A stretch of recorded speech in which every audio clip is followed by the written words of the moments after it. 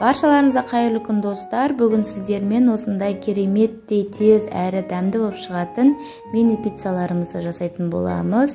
Өте дәмді болып шығады, сіздер де жасап көріңіздер. Ең алдымен біз ыдысымызға ұнымызды салып аламыз. Одан соң аштығымызды, тұзымызды және де жылы айранымызды құйып, жылы суымызды да құйып, жақсылап жұмсақ қамыр илейміз. Жұмсақ қамырымызды илеп болған соң, осындай салафанға салып, жылы жерге кем дегенде жарты сағаттай қоямыз. Одан соң бізге қызанақ, қияр қажет болады және де осындай колбаса, сыр қажет болады. Барлығын видеода көріп отқандарыңыздай турап дайындап қоямыз. Одан соң бізге майонез қажет болады. Мінекей достар, біздің қамырымыз ашып шықты. Кем дегенде жарты сағат көлемінде тұрды. Керемет болып көтерілді. Енді қамырларымызды осындай бірнеше бөліктерге бөліп, жақсылап жаятын боламыз. Әрқайсысын жұқалап, дөңгелек қылып жайып аламыз.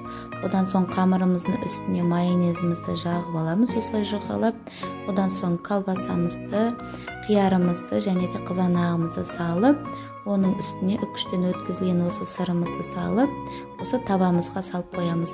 Барлығын осы видеода көріп отқандай қылып, барлығын жасап аламыз.